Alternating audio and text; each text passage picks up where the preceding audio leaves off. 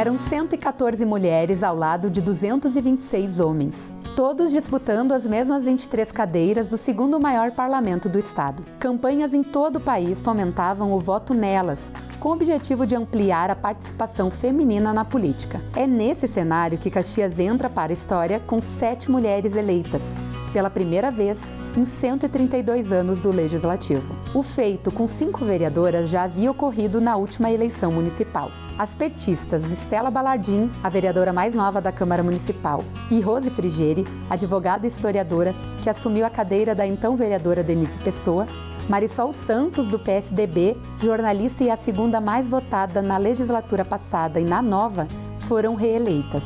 A gente sempre tem que lutar e acreditar na necessidade de termos mais representatividade para que a gente tenha mais luta, mais política pública. Então a gente está feliz, mas a gente tem a certeza de que a luta não pode parar, porque a gente precisa ampliar. Eu sempre falo, somos a maior parte da população, somos a maior parte do eleitorado, precisamos ser também e estar representadas como maioria nesses espaços de poder. Eu acho que eu tenho ainda muito a contribuir, tenho vários projetos que eu iniciei, frentes parlamentares de luta que eu quero continuar e muito feliz por estar com essa maior bancada de mulheres da história de Caxias. Daiane Mello, do PL Relações Públicas, e Andressa Marques, do PCdoB Assistente Social, que já estiveram na Câmara como suplentes, desta vez voltam ao parlamento como escolhidas pelas urnas. Para nós, ter sido eleita foi o resultado do nosso trabalho de todo esse período, porque não paramos de trabalhar e isso para nós foi uma resposta muito positiva de reconhecimento. É um mandato novinho em folha e muito bem votada, né? Então, para representar sim a comunidade, mas a votação expressiva nos dá a real sensação que estamos no caminho certo. As empresárias Andressa Malman, do PDT, e Sandra Boneto, do Novo, estreiam na Casa Legislativa. Concorreram pela primeira vez e garantiram uma vaga para os próximos 4 anos.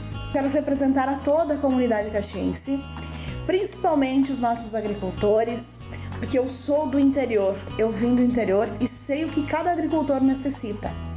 Mas também quero representar a classe cultural, porque trabalhei muito tempo com a cultura e ainda trabalho. Eu estou imensamente feliz também em fazer parte desse grupo da Casa das 7 Mulheres, né?